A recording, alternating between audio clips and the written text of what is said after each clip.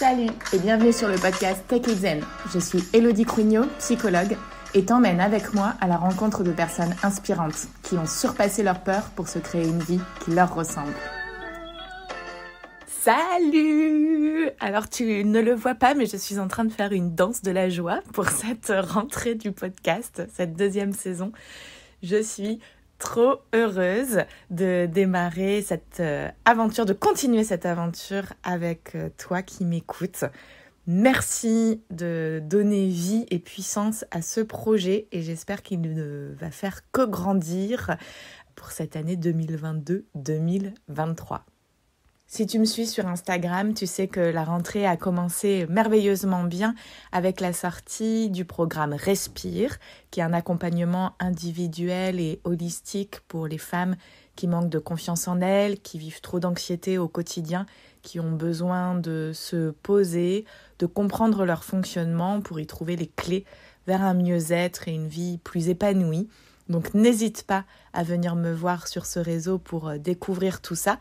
Et puis en septembre, pour l'arrivée de l'automne, il sort mon atelier chouchou, l'atelier corps et esprit que j'anime avec Sophie Dufournet qui est praticienne en médecine chinoise. Et là, tout nouveau format, le fond reste le même. On vous donne des clés naturelles pour prendre soin de votre corps et de votre esprit en cette saison d'automne. Et sur la forme, ça va être beaucoup plus complet puisqu'on crée un groupe Facebook pendant 2 mois où tout le monde pourra venir du coup quand il le souhaite découvrir les replays et les ressources qui seront transmises chaque semaine pour approfondir ces connaissances-là, suivre nos objectifs, les accomplir, partager, se soutenir et ne pas juste prodiguer un atelier et vous laisser dans la nature, mais bien vous accompagner, se motiver et réaliser tout ça ensemble, toujours dans le but d'une vie plus épanouie et plus sereine au quotidien.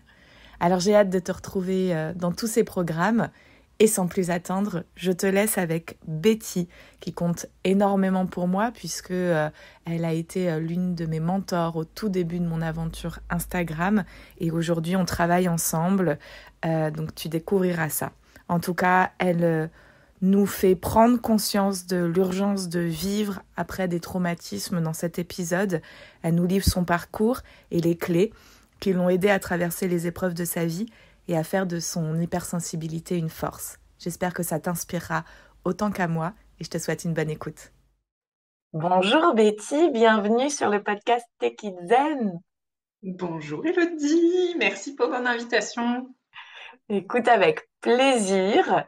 Je vais te laisser te présenter d'abord. On va commencer comme ça. Très bien, écoute, merci. Du coup, je suis Betty Gérezek, psychologue hypnothérapeute, créatrice du Cercle des Louves. J'accompagne les femmes qui n'ont pas confiance en elles, qui ont peur du regard des autres. Je les accompagne pour qu'elles puissent déployer leurs ailes, oser être vraiment elles-mêmes et aligner leur vie à leurs grandes aspirations. Et alors, si on parlera de tout ça à la fin de l'épisode, et si vous souhaitez savoir quelle connexion nous avons avec Betty, je vous invite à aller découvrir son podcast, Le Cercle des Louves, dans lequel on a fait un épisode ensemble où on évoque tout ce parcours que j'ai parcouru avec Betty et que nous avons parcouru et que nous parcourons encore ensemble d'ailleurs. Donc, n'hésitez pas. Écoute, Betty, je te propose qu'on plonge dans le cœur du sujet directement. Je t'en prie, On va plongeons ensemble. Exactement, on va évoquer ton histoire parce que elle est riche de transformation, de prise de conscience et de clés importantes à mon sens. Alors commençons par le début. Dans quel milieu familial as-tu grandi? Commencer par le début. Alors déjà, Oui. et je sais pas pourquoi, c'est le truc qui me vient, mais je pense que c'est important parce que je sais que tu as une audience quand même, je pense que tu as beaucoup de femmes qui t'écoutent. Oui. Et pour moi, le début, c'est limite, tu sais, c'est vraiment la vie intra-utérine. Notre histoire, elle commence avant même qu'on soit dans le ventre de notre mère, nos parents qui nous désirent, qui nous imaginent. ou pas si on a un bébé surprise, mais en tout cas qui peut-être, voilà, notre histoire elle commence avant et c'est rigolo parce que j'en parlais avec une consoeur qui est spécialisée dans ce domaine-là et on avait une discussion l'autre jour à propos de notre histoire, etc. Et je me suis rendu compte que moi, je suis la petite qui ne devait pas exister. Déjà parce que je n'étais pas prévue et que en plus, j'étais un bébé dans le ventre de ma maman qui ne se développait pas. On disait tout le temps à ma maman, elle va pas naître, elle va pas naître, elle est trop petite. Et j'ai trouvé ça tellement parlant parce que finalement, combien d'entre nous, on peut se sentir petite ou pas assez, etc. Et je pense que dès le début, je suis venue m'incarner sur Terre pour venir dépasser ça. Je suis assez, je peux être grande, je peux grandir, je peux prendre ma place, etc. Et ma mère, elle disait tout le temps qu'en gros, j'étais une guerrière, quoi, parce que je m'étais accrochée, je suis née plutôt en bonne santé. Donc voilà, et je crois que, bah écoute, ça pose bien le tableau de toute l'histoire qui suivra après. Et oui, tout à fait. Et du coup, bah écoute, j'ai une histoire familiale, j'ai envie de dire un peu classique, hein. C'est-à-dire que j'ai mon papa, ma maman, qui sont restés ensemble, même s'ils ont traversé aussi leurs défis de couple, je pense comme tous les couples sur Terre. J'ai un grand frère, donc moi je suis arrivée 3 ans après lui, et je suis arrivée dans un contexte effectivement où mon frère il était malade, où il a été opéré à cœur ouvert, où mes parents étaient très forcément accaparés par est-ce que notre fils va vivre ou mourir, hein. Je veux dire, c'est des préoccupations quand même assez importantes. Et moi, je suis arrivée dans ce contexte-là. Mhm. Voilà. Prends ta place parmi tout ça. Bam! Allez, t'es né, tu vas commencer maintenant. Exactement, dès le départ. Et alors, du coup, quelle petite fille tu étais par la suite? Écoute, c'est là, et ça fait chaud au cœur parce que quand on regarde le parcours qu'on a fait, donc moi, j'étais une petite fille très sensible. Je pense que tu m'as pas invitée pour rien. Très émotive intérieurement, euh, très connectée.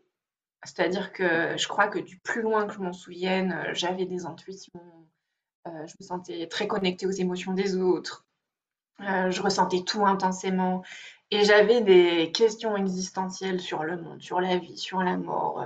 Quand j'étais petite le soir, j'allais voir ma mère et ça lui prenait des heures, elle me raconte, je lui posais des questions philosophiques auxquelles elle ne savait pas répondre.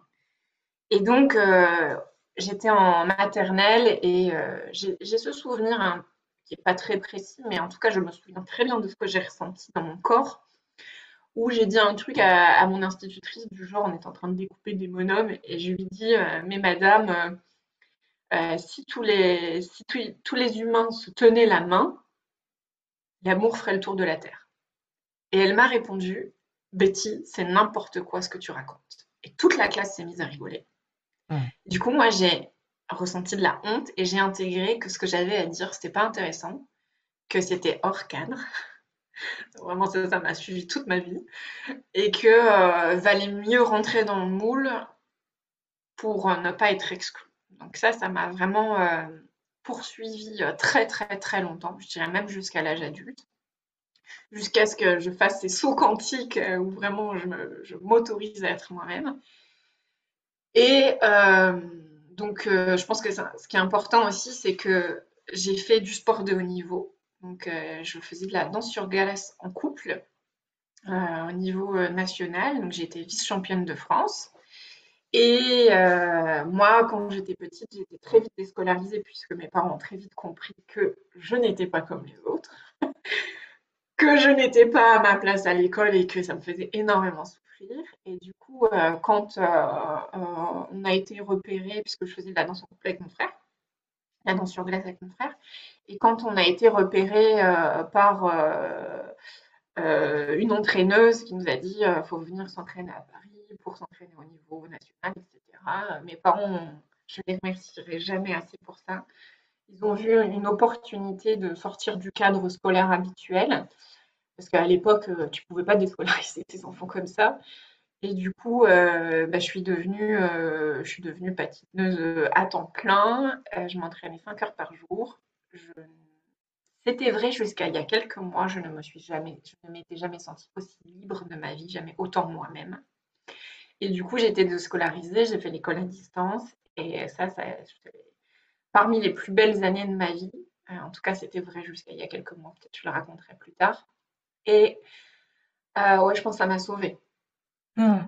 Je pense vraiment que ça m'a sauvée parce que du coup, j'ai évolué dans un milieu, alors certes très compétitif, hein, donc il y a ses inconvénients, Mhm. te forge un caractère.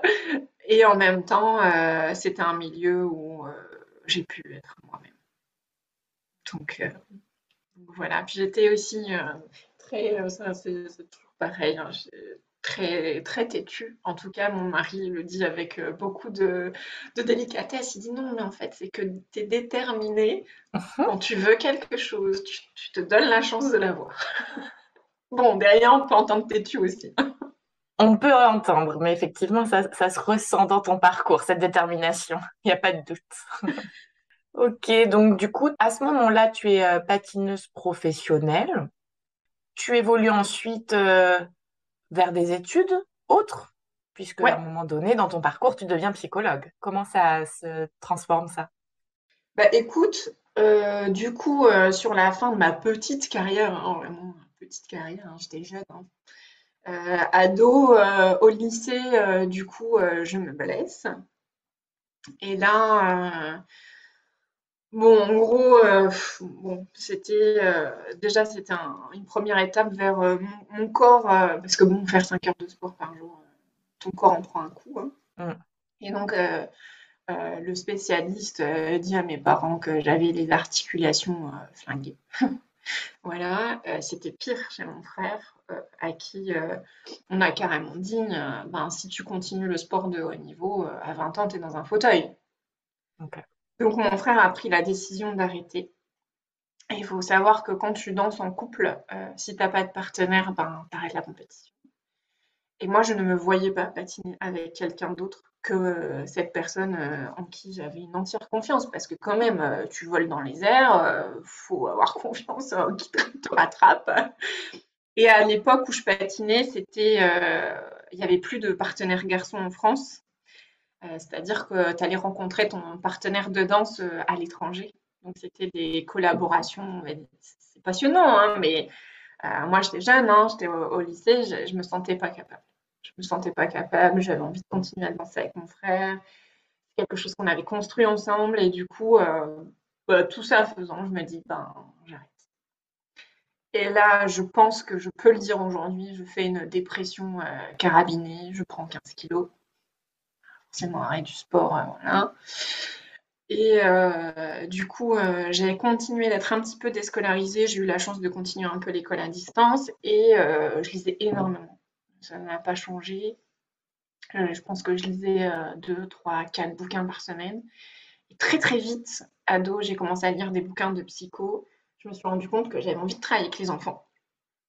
Et donc, c'est devenu vraiment une évidence que si je faisais pas de ma vie une carrière sportive, bah, je ferais une vie à aider les enfants à bien grandir, peut-être les enfants qui se sentent un peu différents, n'est-ce pas? Mhm. Et du coup j'ai eu envie de faire ça et j'avais hésité entre médecine et psycho.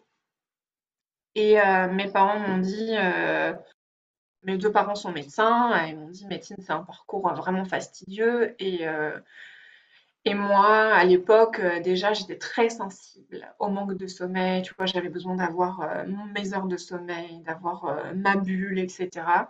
Et ils m'ont dit, bah, tu sais, les gardes de médecine, quand tu vas être étudiante, ça va être, bon, voilà, ça va être dur, etc. Puis tu as plutôt une âme à faire psycho. Du coup, j'ai fait confiance aussi à la vie de mes parents, puisqu'ils l'avaient vécu. Et du coup, je me suis inscrite en psycho. Et comme je n'aime pas faire qu'une seule chose à la fois, j'ai été voir le service administratif en ma première année. C'était super chouette, mais bon, pour ceux qui ont fait psycho, la première année, c'est pas la plus passionnante, hein. Et je me faisais chier. Je suis désolée, je peux que le dire que comme ça. Et du coup, je suis allée voir les services de l'université. J'ai dit, bon, c'est bien beau vos cours, mais moi, c'est bon, je les ai ingurgités. J'avais l'habitude de travailler seule, si tu veux. Mm. Du coup, elle m'a dit, mais moi, je veux faire un stage. Ah oui, mais les stages, c'est à partir de la troisième année, vous n'avez pas le droit avant. Je dis, pas grave, démerdez-vous, je veux une dérogation.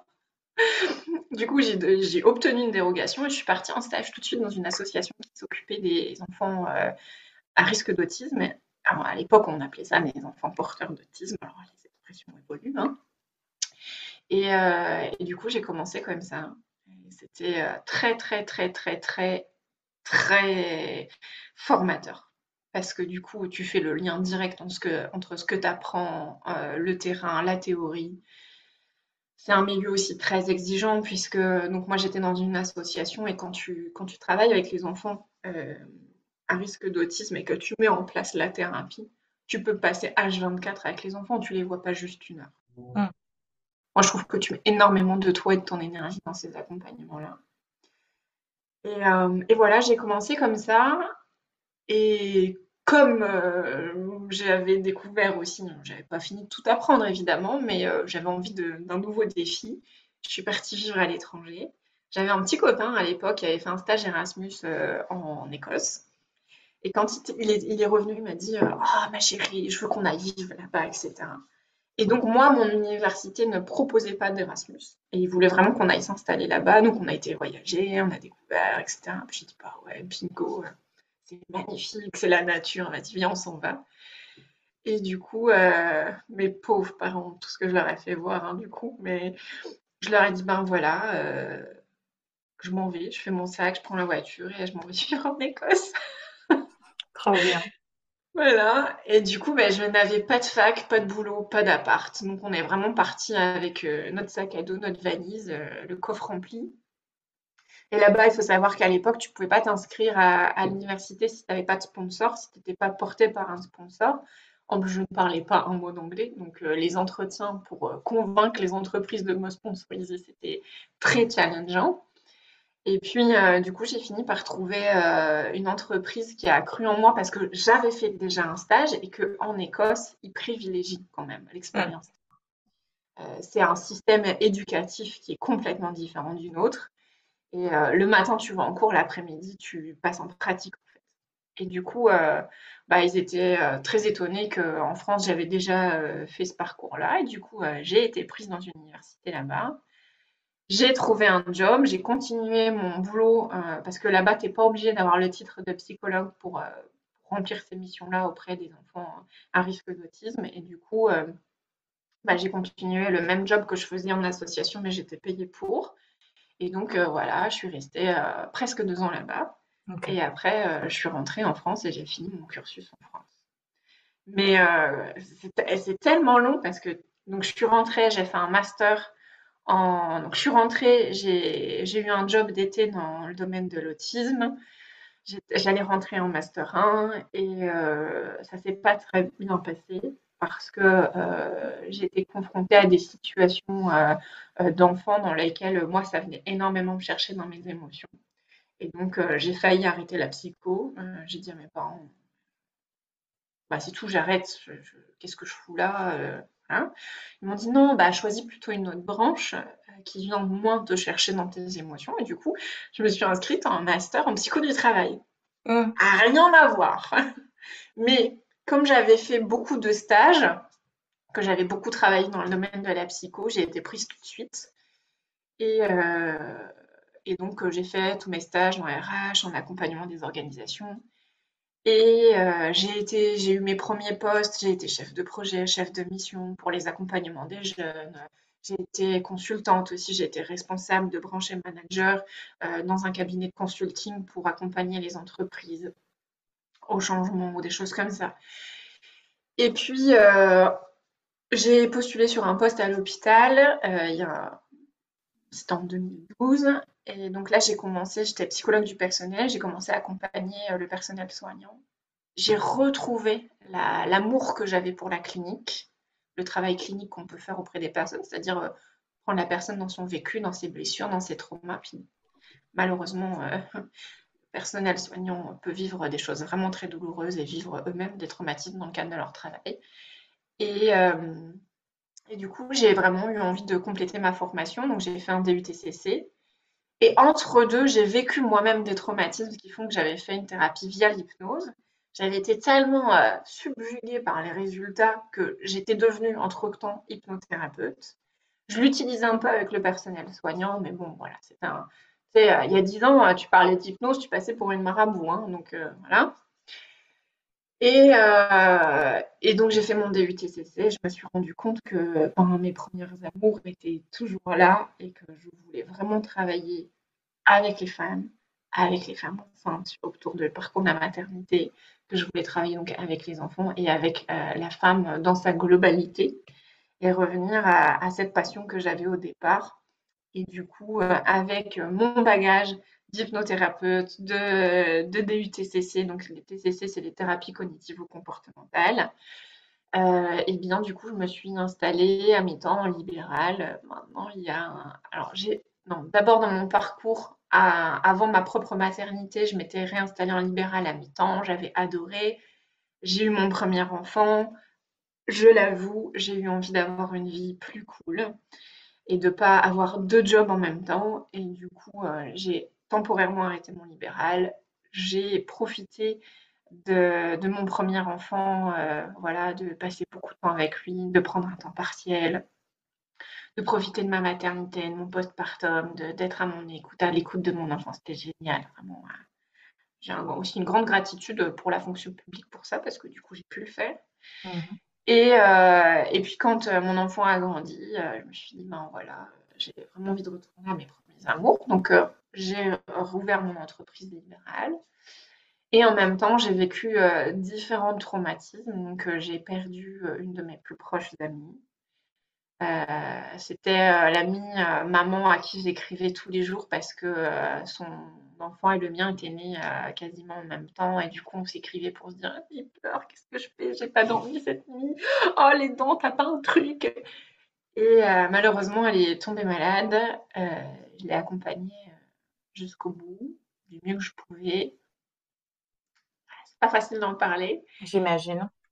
Et donc, elle est décédée. Je savais qu'elle allait décéder, mais ça a été un choc quand même pour moi. Puis le vide que ça laisse, hein, je veux dire, quelqu'un avec qui tu parles tous les jours, que tu as créé des liens, voilà, ça laisse un vide. Et déjà là, j'ai commencé à me dire, mais putain, la vie, c'est maintenant en fait. Qu'est-ce que tu fous? Pourquoi t'oses pas faire ce qui te plaît vraiment à toi, etc. Et, hum, et après, vécu un autre truc où mon fils a failli mourir dans mes bras. Et je sors mes mouchoirs, hein, si vous entendez un petit bruit de papier, c'est juste que je sors mon mouchoir parce que j'ai la larme à l'œil. Toujours fort d'évoquer ces moments de vie Bah oui, qui marquent autant. complètement. Et en même temps qui te transforment et qui font ce que tu deviens aussi. Mm. Parce que mon amie, tu vois, elle m'a laissé une force incroyable. Quand ces derniers mots, ça a été, tu sais, parce que j'hésitais à partir à faire un voyage avec mon enfant qui était petit.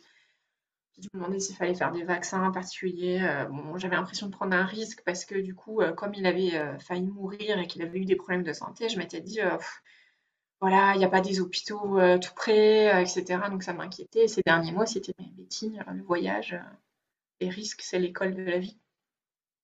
Donc ces mots sont vraiment ancrés dans ma mémoire, dans tout ce que je fais aussi aujourd'hui en me disant, mais bah, la vie, c'est juste ça, en fait. C'est l'école, c'est t'apprends, t'échoues, tu te plantes, tu prends des risques et fais-le quand même parce que demain, tu peux mourir, en fait. Je dirais, elle avait mon âge. Donc, oui, elle avait mon âge. Moi, on est jeune. C'est pas un âge où tu es censé mourir. Mon fils qui a fait son arrêt cardio-respiratoire à l'âge de 11 mois, c'est pas un âge auquel tu es censé mourir non plus. Et tout ça mis bout à bout, ben, te fait prendre conscience que, en tout cas moi, ça a vraiment été. Je pense que j'aurais pu sombrer, tu vois, et me dire la vie c'est nul, la vie ça craint. Évidemment que j'ai traversé cette phase-là, mais j'ai comme vraiment ressenti cette urgence de vivre et de me lever chaque matin et me dire mais moi je veux faire que ce qui me plaît, moi. Je veux faire que ce qui me donne de la joie. Je veux que si je meurs demain, je meurs avec des putains de bons souvenirs pour moi, avec ceux que j'aime, pour ceux que j'aime aussi.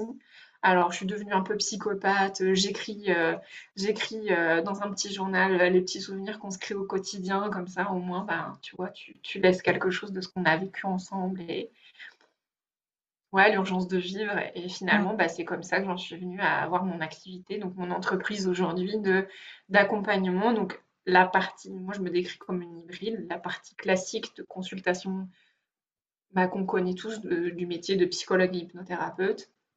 Et il y a toute la partie accompagnement de femmes avec les cercles de femmes où là, je me sens aussi encore plus alignée dans ce que j'avais envie de créer, de partager avec les femmes. Et Hmm, ah, ok. c'était super long, j'ai l'impression d'avoir fait un roman. Non, mais tellement riche, et on va revenir sur certains points justement qui, d'abord sur peut-être comment tu as vécu les choses et puis les clés qui t'ont aidé à surpasser tout Ouais. ça, parce qu'on voit à quel point tu as traversé certaines choses et que tu as réussi à transformer ça en une force quelque part.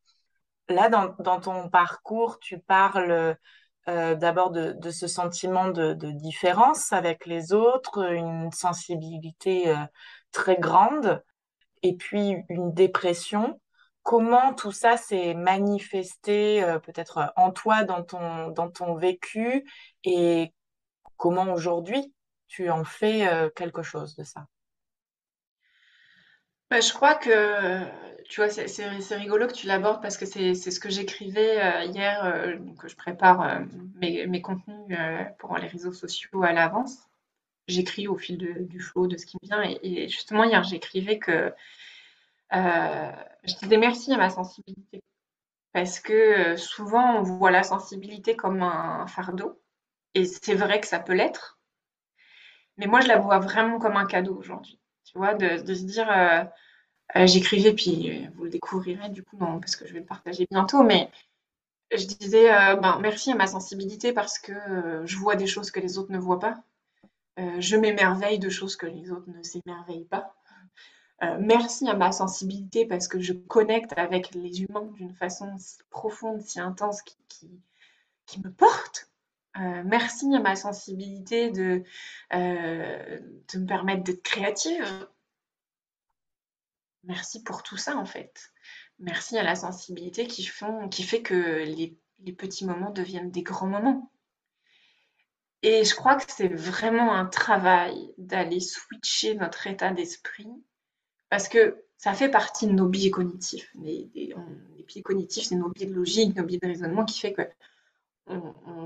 on voit souvent ce qui fonctionne pas, ce qu'on n'aime pas chez soi, ce qu'on aimerait qui n'existe pas. Même on veut mettre le couvercle sur ce qu'on n'aime pas, ce qu'on ne veut pas traverser. Et je crois que ce qui m'a toujours le plus aidé, c'est d'ouvrir le couvercle.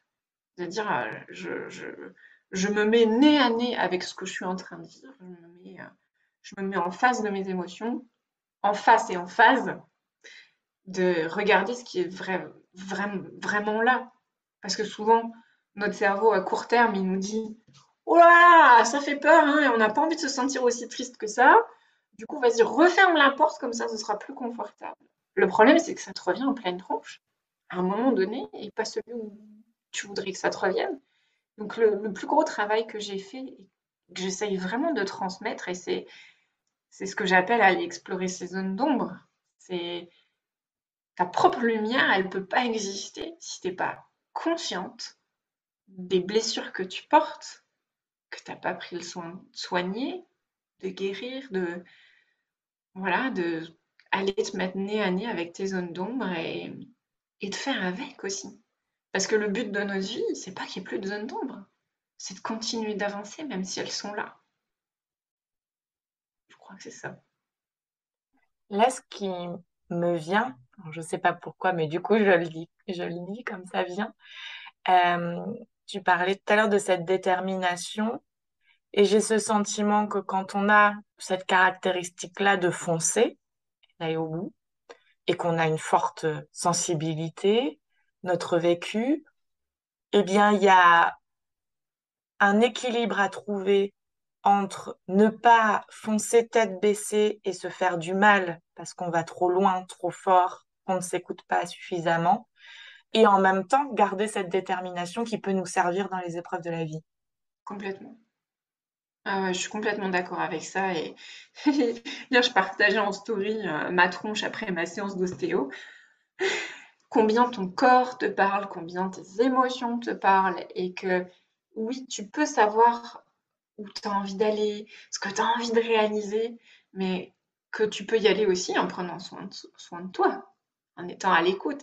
Et ce curseur-là, il est tellement subtil entre je m'écoute, je prends soin de moi, mais je tombe pas dans la procrastination. Puis je fais pas parce que en fait j'ai peur de faire. Et je suis tellement déterminée que je vais faire, je vais faire, je vais faire, je vais faire, mais je vais oublier d'être et de vivre. Et c'est vraiment un curseur très très sensible pour le coup. On peut basculer de l'un à l'autre. Et pour moi, c'est vraiment la conscience qu'on met sur ce qu'on est en train de vivre, ce qu'on est en train d'être, ce qu'on est en train de faire. De reporter sa conscience. Et c'est pour ça que j'aime tellement les états modifiés de conscience. Parce que tu ouvres tous tes canaux sensoriels, tu ouvres toutes tes ressources qui sont là en backstage, qui te permettent justement de remettre la conscience, de repérer où il en est, ton curseur, comment tu peux le rééquilibrer, le réajuster, puisque de toute façon, toutes tes ressources, elles sont déjà là. C'est juste d'aller remettre cette conscience-là. Ouais, ça c'est essentiel à comprendre, c'est que tout est en nous et demande à être révélé. Pour ça, effectivement, il faut ouvrir les portes, les fenêtres, soulever les couvercles, comme tu disais, Passer le balai sous le tapis aussi, hein. aussi. Et c'est le cheminement d'une vie, mais ça vaut le coup parce que d'étape en étape, on découvre des choses extraordinaires.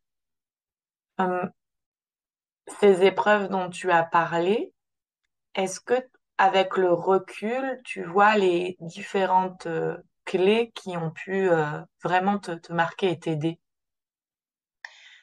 Le mot qui me vient, c'est instinctif. Tu vois, je pense que on a, on porte en nous cet instinct de survie. Toi, c'est dans nos gènes, hein. Je veux dire, si tu penses à la préhistoire, on l'a tous, cet instinct de survie. Les bébés qui naissent l'ont. À peine ils arrivent sur Terre, ils ont l'instinct de survie. Et je crois que vraiment, dans ces moments-là, tu vois, c'est important ta question parce que dans ces moments-là, ce qui m'a le plus aidé, et c'est aussi pour ça que j'ai créé tous ces accompagnements, ce qui m'a le plus aidé, c'est les états modifiés de conscience.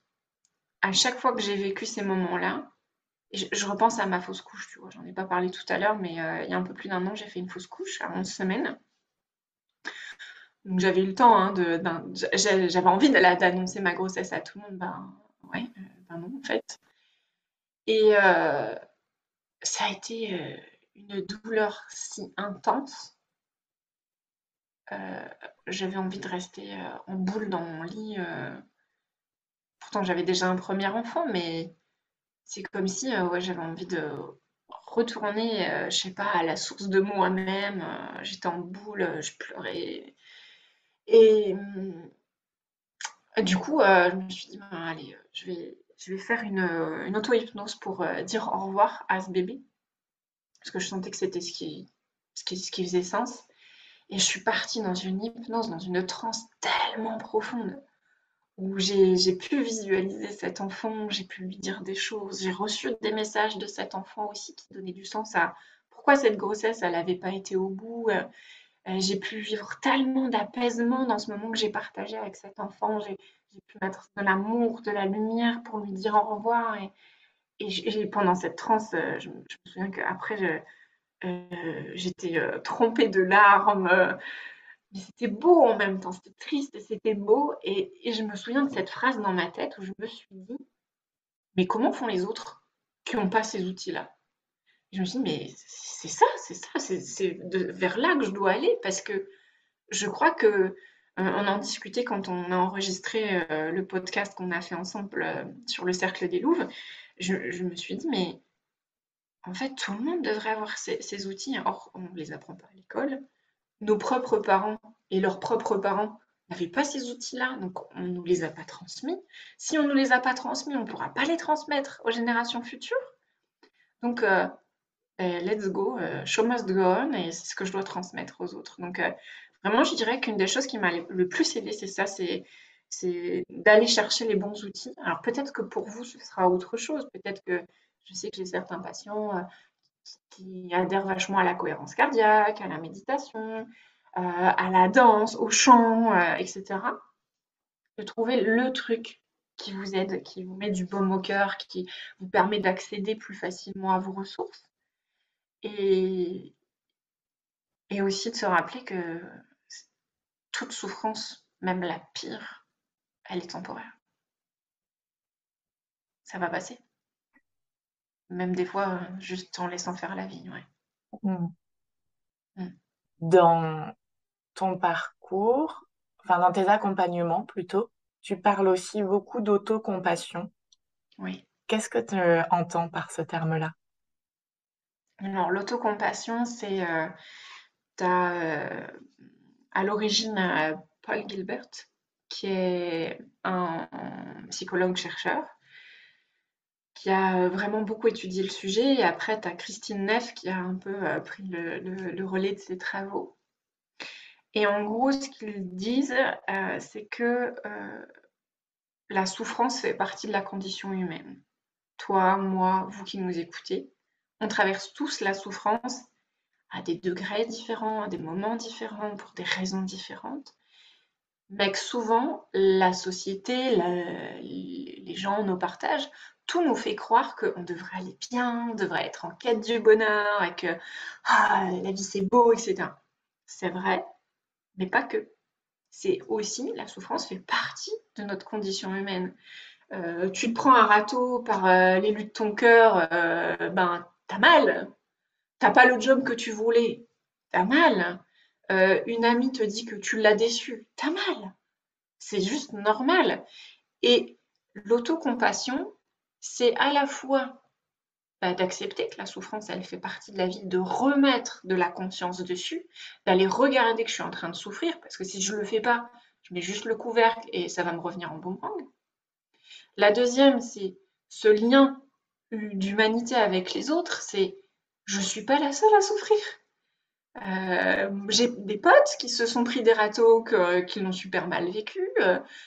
J'ai des gens autour de moi qui n'ont pas eu le job de leur rêve, qui ont eu du mal à le digérer.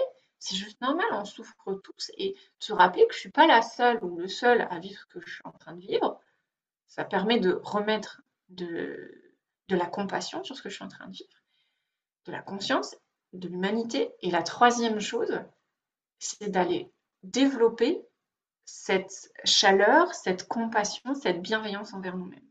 Parce que souvent, tu le sais, on l'a beaucoup travaillé dans le cercle des louves, on a cette voix critique qui s'active. Par exemple, j'imagine que ça vous est tout arrivé de vous dire je vais prendre un cookie, puis finalement vous finissez par bouffer la boîte. Et la voix critique s'active. Ah, t'es grosse, t'as encore bouffé toute la boîte, t'es nulle, pourquoi t'as fait ça, etc. Or, si on avait une copine qui nous appelait pour nous dire oh, je suis stressée en ce moment au travail, du coup j'ai craqué ce soir, j'ai mangé une boîte de cookies complète. Vous lui diriez pas bah c'est vrai, t'es qu'une grosse vache, t'es trop nulle, tu sais pas gérer tes émotions. Non, jamais de la vie on dirait ça. On essaierait de faire preuve de compassion, de dire bah voilà, aujourd'hui bah, t'as pu faire que comme ça parce que t'avais trop de stress et puis t'es pas une grosse vache, regarde comment t'es mis tout plein. T'es adorable, t'as plein de qualités, et puis bah, demain c'est un autre jour. On serait dans cette forme de bienveillance, cette chaleur humaine. Et c'est une clé essentielle d'avoir cette bienveillance envers soi. C'est pas forcément d'éliminer notre voix critique parce qu'elle nous vaut du bien, et ça, on passe tellement de séances dans le cercle des loups à comprendre ça, que c'est difficile de faire court aujourd'hui, mais de comprendre la fonction qu'elle a, cette voix critique, comment elle peut nous aider, comment on peut l'utiliser, comment on peut en faire une force, et développer le travail avec le dialogue avec cette voix chaleureuse compatissante qui va venir parler à notre voix critique, qui va venir finalement équilibrer le système, qui va permettre de réajuster notre curseur, qui va apporter de la douceur aussi dans notre quotidien. Et ça, c'est très en lien, je trouve, avec l'amour de soi, la confiance en soi, la vision qu'on a de soi-même. Et aujourd'hui, les recherches en psychologie sur l'autocompassion nous montrent à quel point les personnes qui développent leur autocompassion ont plus confiance en elles, réalisent plus leurs rêves, sont plus satisfaites de leur vie. On a vraiment des indicateurs là-dessus. Et du coup, c'est vraiment devenu mon cheval de bataille que chaque personne devrait pouvoir avoir ces outils-là. Et quand tu traverses une épreuve de la vie, c'est vrai, et c'est vraiment un de mes premiers réflexes, de t'offrir la compassion dont tu as besoin dans ce que tu es en train de traverser. Et c'est d'autant plus vrai quand on traverse, tu sais, des micro-moments de la vie. Alors, est-ce que j'ai un exemple qui me vient? Par exemple, je me souviens il y a quelques années, en réunion, je voulais partager une idée de projet. Et en gros, on m'a fait comprendre que bah, c'était pas intéressant. Et hop, ah, la souffrance de ton enfant intérieur blessé, de la petite fille qui en maternelle s'est fait dire que ce qu'elle racontait c'était de la merde, se réactive. Tu es en train de retraverser parce que tes neurones y connectent à cette souffrance. Tu as des chemins neuronaux entre tes souffrances du passé et ce que tu vis aujourd'hui. Et l'autocompassion, elle va venir t'aider à apaiser ça et à dépasser ça. Parce que si tu restes dans ta posture d'enfant blessé, t'es pas dans ta posture d'enfant créateur, t'es pas dans ta posture d'adulte créateur non plus. Et ça, l'autocompassion, c'est vraiment un essentiel que tout le monde devrait avoir dans sa boîte à outils. C'est ce que j'allais dire. Dans la boîte à outils, très important de se la construire et de l'avoir à disposition en fonction des moments et des besoins. Et on l'évoquait aussi dans ton épisode de podcast, notre évolution à chacune, du moment où on a commencé à vouloir se créer un milieu professionnel qui nous corresponde, avec lequel on se sente plus aligné, et donc la femme que l'on était à ce moment-là et celle que l'on est aujourd'hui et qu'on va continuer à devenir. J'ai le sentiment dans ton parcours, et comme dans beaucoup, qu'il y a eu beaucoup de challenges avec son lot de réussites, de non-réussites. Et comment toi, tu as vécu tout ça, cette évolution? D'abord, quelle est-elle et quelles ont été ces étapes?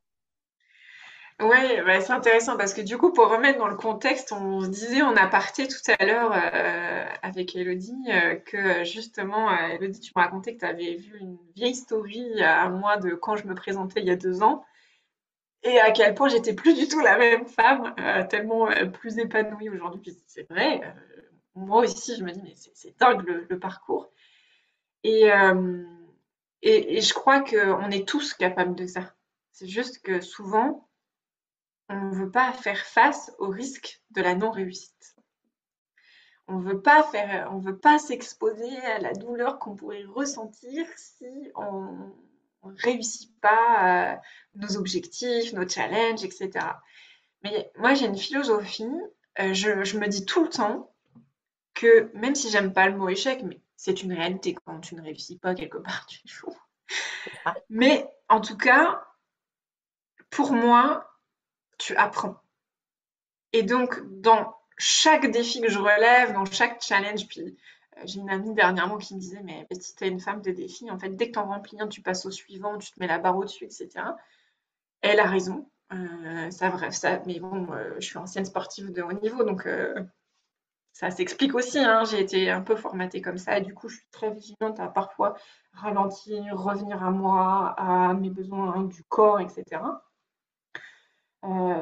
Et du coup, pourquoi je raconte ça? Parce que on peut, euh, on peut à la fois ne pas vouloir traverser ça, mais en même temps, pour moi, il n'y a pas de réels échecs. C'est juste qu'est-ce que tu es en train d'apprendre, même si ça fait hyper mal. Tu vois, là dernièrement, je me suis lancé un petit défi. On m'avait contacté pour un gros événement il y a 1 an à Paris pour donner une conférence et puis ça avait été annulé avec le Covid et du coup j'ai rappelé, j'ai vu que ça avait été reprogrammé, j'ai dit: «Hey, coucou, bah, je suis toujours dispo, etc.» Et on m'a dit: «Ben là c'est programmé, on n'a plus besoin de toi.» Aïe, Ça fait mal. aïe. Bon, ok, ben merci quand même. La Et voix c'est ça le critique truc. s'allume. Pourquoi on n'a plus Bah besoin de évidemment, moi? Qu'est-ce qui... pourquoi est-ce que mon travail il est plus bon, est-ce que je suis pas sur la bonne voie, etc. Oui, la voix critique, elle s'allume. Alors moi, je chiale, hein, je suis très émotive. Donc d'abord, je chiale, après, je réfléchis.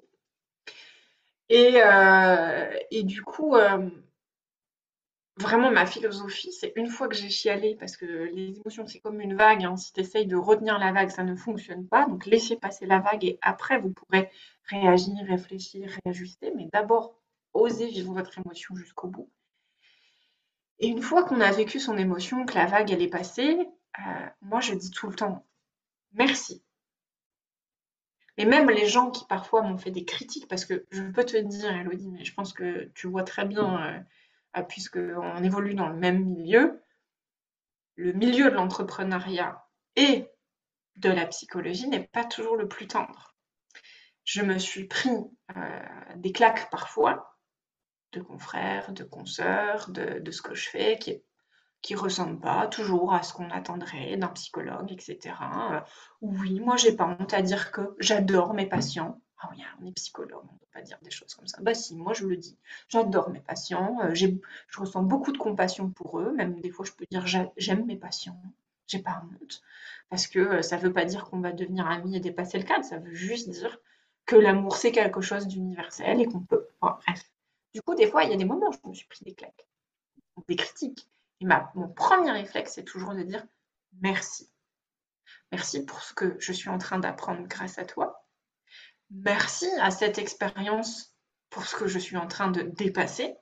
Parce que si je sors de ma posture après l'émotion de ma voix critique, que j'ai utilisé mes outils d'autocompassion, etc., je peux aller dans qu'est-ce que j'apprends, qu'est-ce que je tire de cette expérience.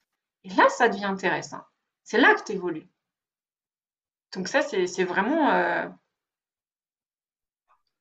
essentiel, je pense.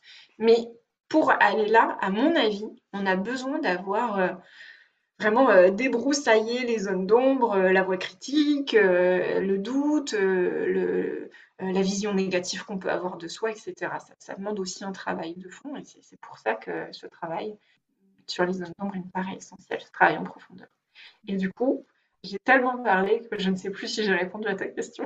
Tu t'as répondu sur le vécu des différentes étapes dans ces chemins-là, quand il y a des échecs, comment on fait pour se relever, tout à fait.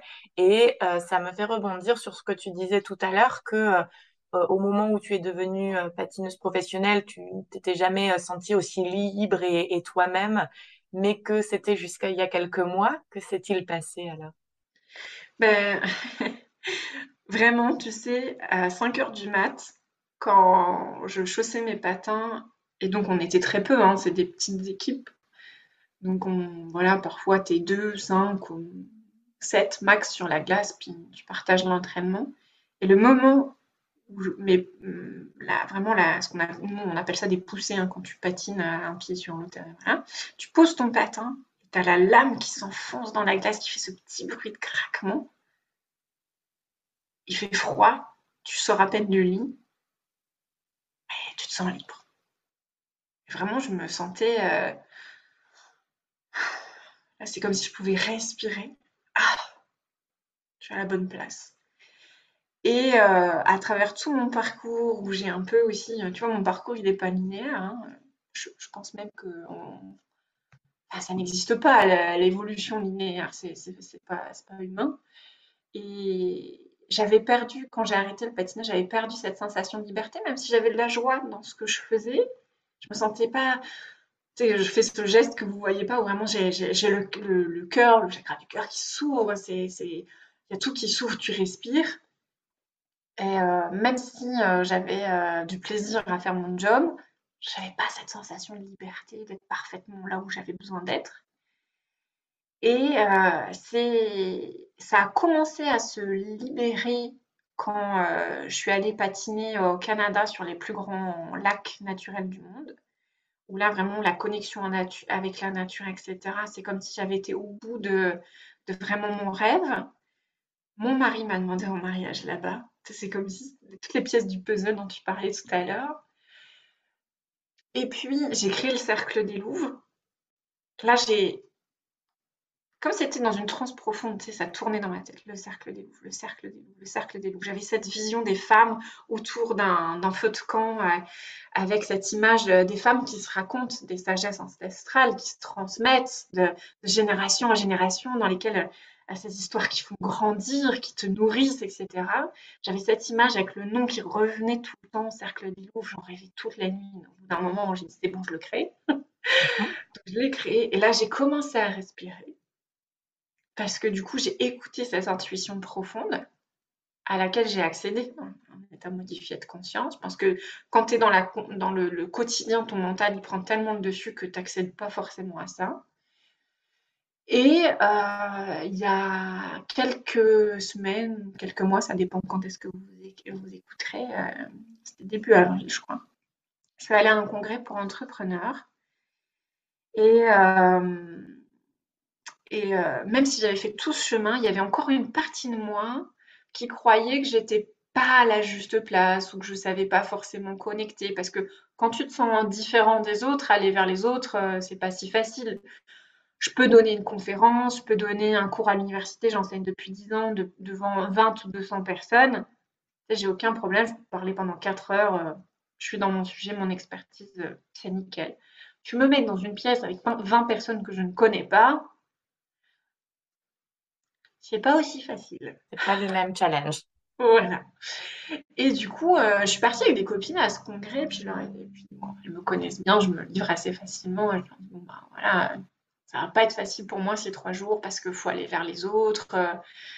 On se connaît pas, donc tu dois sortir de ta zone de confort, faire ce pas en avant, etc.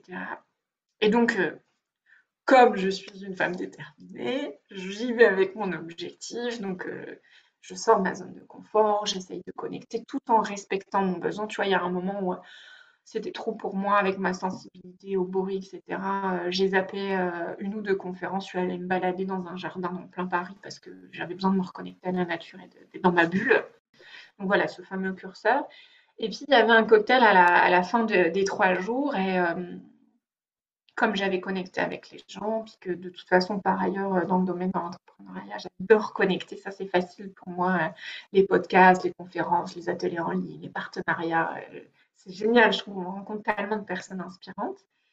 Et je me suis vue présenter plein de gens à mes copines.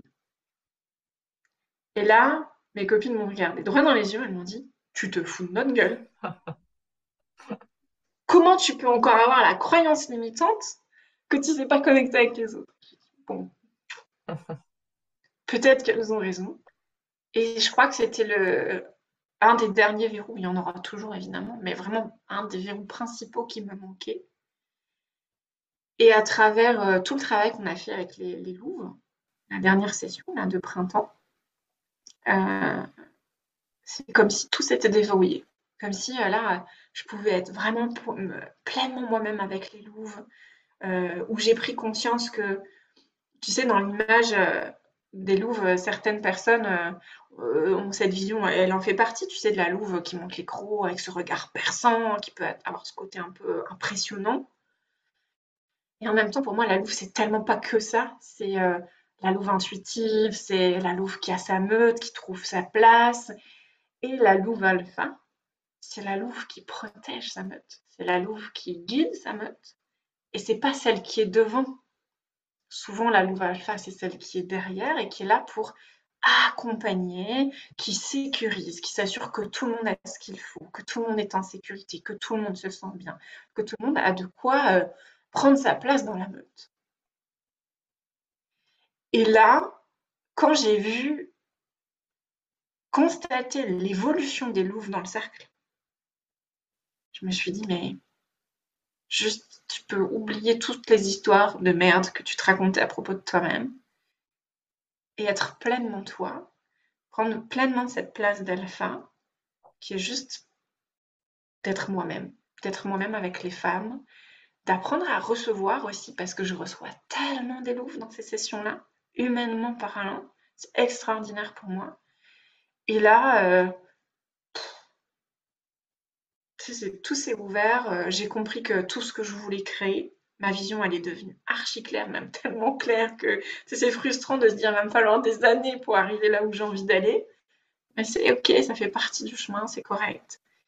Et là, quand j'ai fini ce travail-là, sur ce thème-là, j'ai retrouvé cette sensation de liberté parce que je me suis rendu compte qu'en fait, je pouvais créer ce que je voulais.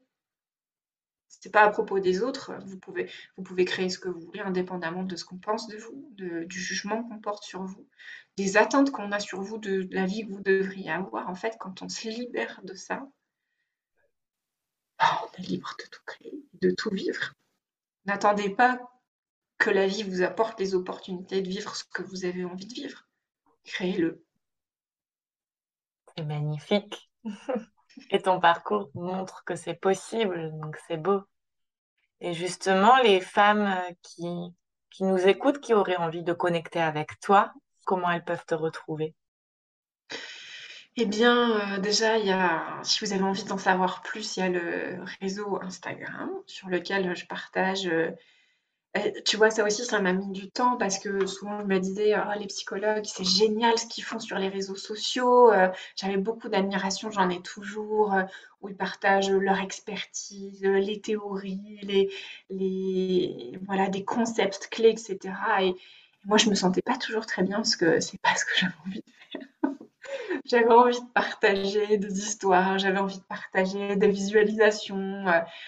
Du jour où je me suis dit, moi, en fait, juste fais ce que tu veux. Donc, si vous venez me voir sur Instagram, vous allez voir que je partage pas tant de concepts, je veux pas vous expliquer c'est quoi une crise d'angoisse, ou c'est quoi la dépression, ou c'est quoi le trouble de la phobie sociale.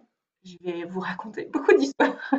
Je partage des outils de respiration, des visualisations, je partage beaucoup de mon vécu aussi. Donc ça, c'est un premier point d'entrée, si vous avez envie d'en savoir plus sur mon énergie. Après, il y a le podcast du Cercle des Louvres. Il y a la chaîne YouTube où je vais peut-être un peu plus loin dans les histoires que je raconte. Il y a des consultations individuelles qui, là, relèvent plus de la thérapie, même s'il y a aussi le coaching résonance qui est une forme d'hypnothérapie, une forme d'hypnose. On va entrer intuitivement en résonance avec l'autre pour aller capter ce qui a besoin d'être déverrouillé, ce qui a besoin d'être travaillé. Donc ça, c'est encore un autre niveau. Et puis après, il y a évidemment les ateliers en ligne, il y a les masterclass, j'ai un coffret audio d'auto-hypnose et de visualisation créative qui s'appelle Dans ma bulle. Il y a le programme Libre et Confiante, c'est avec celui-là que j'ai travaillé et que j'ai commencé, où c'est tout un programme avec plein d'exercices pour travailler sa confiance en soi. Et puis après, évidemment, il y a les cercles de femmes. Donc, il y a le cercle des Louvres qui s'adresse aux femmes qui veulent vraiment aller à la rencontre d'elles-mêmes, de rencontrer leur moi profond, qui ont envie d'aller débroussailler ces zones d'ombre pour vraiment déployer leurs aides. Et il y a le cercle des femmes, le tout nouveau cercle, Love Business, qui s'adresse pour le coup aux entrepreneurs, pour les entrepreneurs qui ont envie d'aligner justement le message de leur entreprise à qui elles sont, leurs grandes idéaux, leurs grandes aspirations. Parce que pour avoir travaillé avec beaucoup d'entrepreneuses en individuel, je me suis rendu compte que souvent ce qui empêche l'expansion de notre propre entreprise, c'est la vision qu'on a de soi-même, c'est les freins qu'on se met, la peur du regard des autres. Puis c'est quand on est entrepreneur, on est très seul. C'est un métier dans lequel on doit avoir 10 000 métiers. Et du coup, on peut se disperser, on peut avoir du mal à garder euh, des actions qui sont cohérentes avec notre vision. On peut avoir le syndrome de l'imposteur, de ne pas se sentir légitime, de ne pas oser vers cette liberté-là. Et du coup, ça, c'est un nouveau cercle qui ouvrira aussi en septembre. Voilà. Magnifique. Que de beaux projets, de belles offres. En tout cas, merci. Merci vraiment pour ce partage Avec plaisir, merci à toi. très, très, très riche. Et je suis heureuse parce que vraiment, on voit à quel point c'est possible de cheminer, de s'ouvrir, de traverser les épreuves et de les transformer. Et à quel point ça nous tient à cœur toutes les deux de transmettre ça, à la fois de par notre vécu, notre expérience et en même temps par nos formations, notre expertise. Et je trouve que ça fait un beau mélange et c'est magnifique de nous voir, nous épanouir dans ce qu'on fait de plus en plus, trouver notre place et transmettre ça pour le permettre à d'autres femmes. Donc, c'est un beau projet et une belle communauté qui se crée autour de tout ça. Je trouve ça vraiment magnifique. Ouais. Et je suis persuadée qu'en étant nous-mêmes, on transmet aussi un autre message au monde, on offre d'autres possibilités aussi. Et ben, merci à toi, Elodie, pour faire voyager ce message-là. Avec grand plaisir. Écoutez, je vous souhaite une bonne journée ou une bonne soirée, selon quand est-ce que vous nous écoutez. Et n'hésitez pas à venir nous voir sur nos réseaux, à échanger, parler, à nous montrer si vous avez été touché par le discours, par un petit like ou des partages ou des commentaires. Vous savez à quel point ça compte énormément pour nous et ça nous aide dans tout ce qu'on fait. Donc vraiment, n'hésitez pas, on est disponible pour ça. Et je vous souhaite une belle continuation à toutes. Merci d'avoir écouté cet épisode jusqu'au bout. Si vous appréciez ce programme, n'hésitez pas à le soutenir de manière totalement gratuite, en le partageant autour de vous, en vous abonnant et en laissant un avis. Je vous dis à très vite pour une vie plus zen au quotidien.